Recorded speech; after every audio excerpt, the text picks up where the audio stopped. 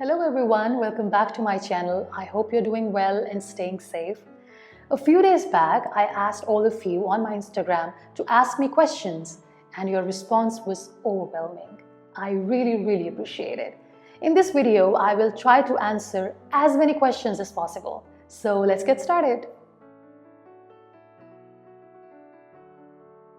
Well, my mother and my brothers call me Mano, which means a cat.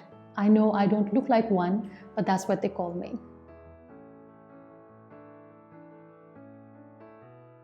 This question was a bit confusing.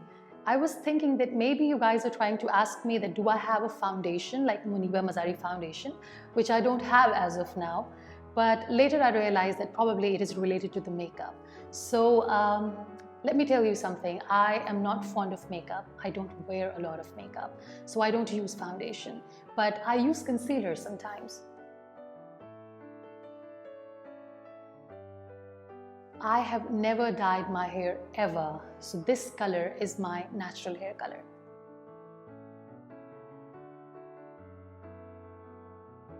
Many times, and in fact quite recently, I politely refused. I'm not going to question the people who make those products or people who buy it. That's none of my business. What I just don't understand is like, why do they have to use the word empowerment to sell such products? You don't empower girls and women by telling them that they are not good enough. So all the amazing women out there, those who are watching, let me say one thing. You are not just a face or a body. You are a free soul, you are a free mind. Know your power, acknowledge your strength.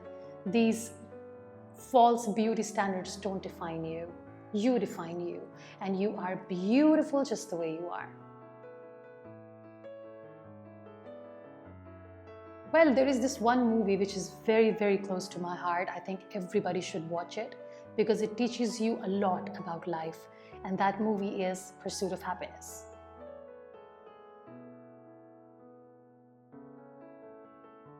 Well, I've never claimed to be strong all the time. I'm one of those few people who have always acknowledged vulnerability.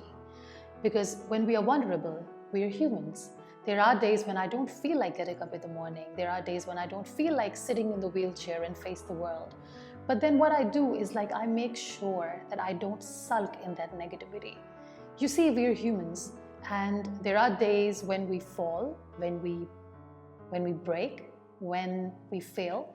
And then there are days when we rise, when we heal ourselves, and then we try again and again and again, and we try not to give up. And all this journey, all that process of falling and getting back up defines our journey and defines who we are.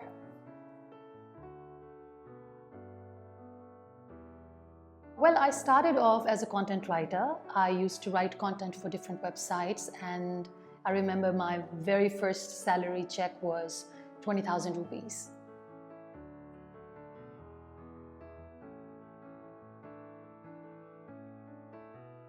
It's really hard to pick one because I love what I do. When it comes to art, I always say that it's the silent medium, yet it's the loudest. Without saying a word, you just paint your heart out, you share your story without narrating it through colors. So art is not my profession, it's my passion. And then coming back to what I do publicly is the public speaking. I am so humbled and so honored that I get the chance to share my story globally on public platforms. And I'm blessed because when I speak, people listen. Again, it is very close to my heart, and I also know that sharing my story with the world is the true calling in life. And last but not least, being an anchor person, I have learned so much from my amazing guests. I ask them questions and I go quiet. I listen to them. And every time you listen, you learn and you grow. So all my amazing guests that I've interviewed so far are my great mentors and my great teachers. So all these three things are really close to my heart, and it's really hard to pick one.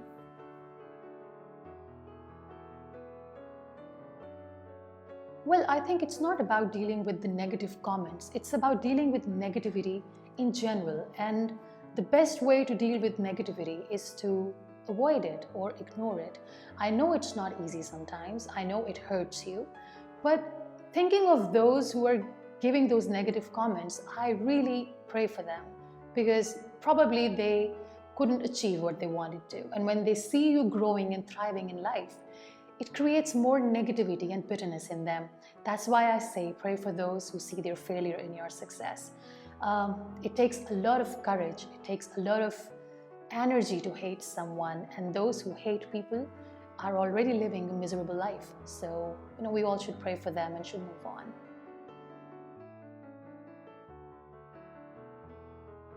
I cry a lot. When I'm happy, I cry. When I'm sad, I cry. When I get angry or agitated, I cry.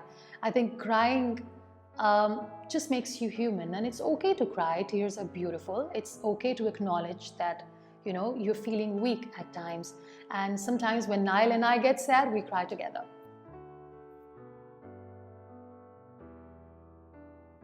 That's a tough question. Betrayal itself is very painful. And when people hide their betrayal, that hurts even more. But if you have experienced betrayal in life, we all have. All I would like to say is that look at yourself in the mirror and tell yourself that you certainly deserve better. So just straighten your crown and move on.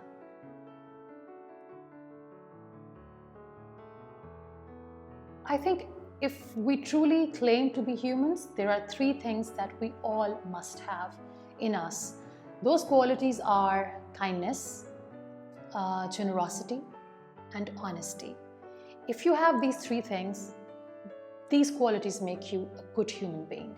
And these are the qualities that I really, really admire in people.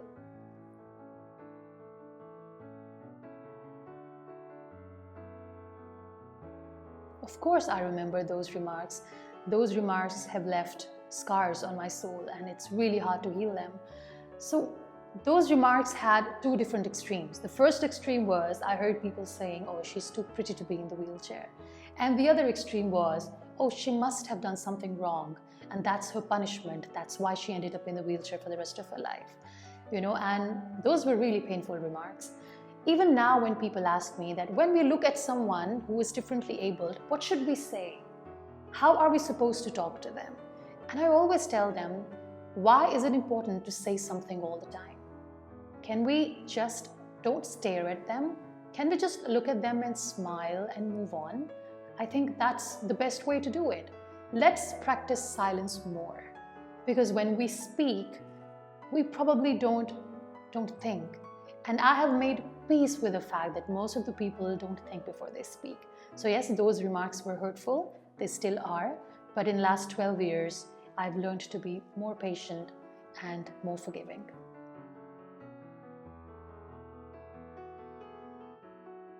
It's a huge responsibility. Titles like she's inspirational or she's the Iron Lady, sometimes these titles weigh you down. I always say that just because whatever I'm left with, if I'm managing to carry it with grace, does not mean it's not heavy. It is heavy. Life happens every day. There are so many highs and as many lows, and sometimes we are not our 110%. But also, when people look at me and they call me an inspiration, it's really, really overwhelming. It's also humbling, and I really feel blessed. But at the same time, it's really scary. Well, Nile is the most beautiful blessing that I have in my life. I always say that I didn't give him the gift of life. Life gave me the gift of him. And he's my son, he's my best friend, he's my teacher, and he's the fruit of all the pain and suffering that I've been through so far.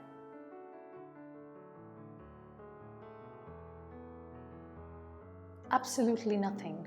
I mean, whatever I've been through, whatever I've experienced, all the mistakes that I've made, all the adventures that I've experienced in my life have shaped me into this person that I am today. And I'm so blessed, and I feel really, really honored to have lived that life. A life full of trials, turmoils, pain, betrayals, success, failure, and it has shaped me probably into the best version of me. So it's a blessing, and I wouldn't want to change even a single thing about my life.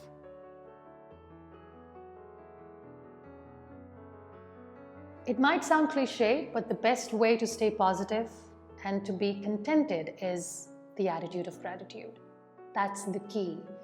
I read this beautiful quote somewhere which says that I've never seen a bitter person who is grateful and a grateful person who is bitter.